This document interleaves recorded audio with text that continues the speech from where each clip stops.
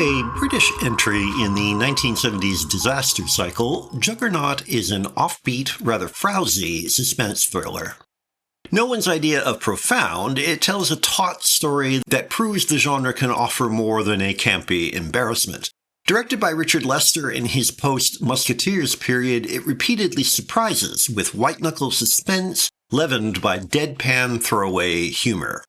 The title refers to the pseudonym of a terrorist who has planted 7 bombs on the ocean liner Britannic in pursuit of a £500,000 ransom. Richard Harris's Anthony Fallon, an explosive expert, parachuted in with his crew to disarm the bombs as the ship circles in high seas. Juggernaut has warned the explosives will detonate at dawn, so the efforts to defuse them are a race against time. That fairly standard suspense setup is made interesting by the balanced focus of the passengers, crew, and investigators as Fallon and his crew struggle with the bombs.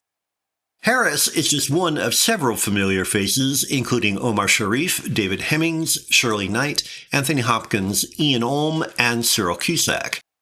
The standout performance, however, is by character comic Roy Kinnear as the ship's social director Curtin, repeatedly rebuffed by the others in his thankless efforts to keep people cheery in the face of calamity. Curtin gives it his all despite looking and feeling like an idiot.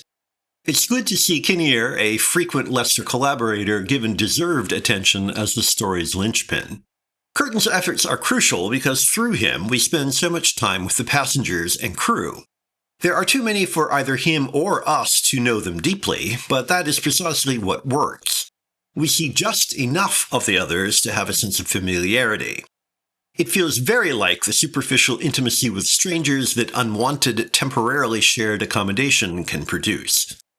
The police and military officials trying to identify and track down Juggernaut are treated with similar equanimity.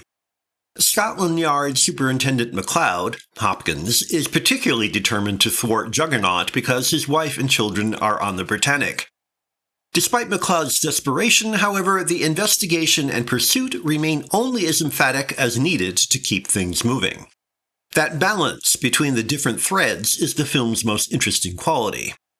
Even the bomb defusing scenes with their ultra-extreme Mission Impossible-style close-ups of screws and drills and widgets are never overwhelming, just controlled enough to be riveting.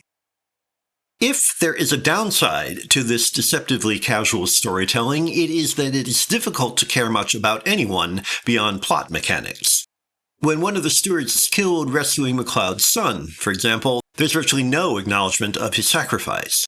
Even when Fallon's sidekick Charlie, Hemmings, accidentally detonates one of the bombs, Harris acts suitably distraught, but we recognize his grief without experiencing it. So, despite Juggernaut's smart suspense, its offhand, nearly casual approach results in an almost anticlimactic ending.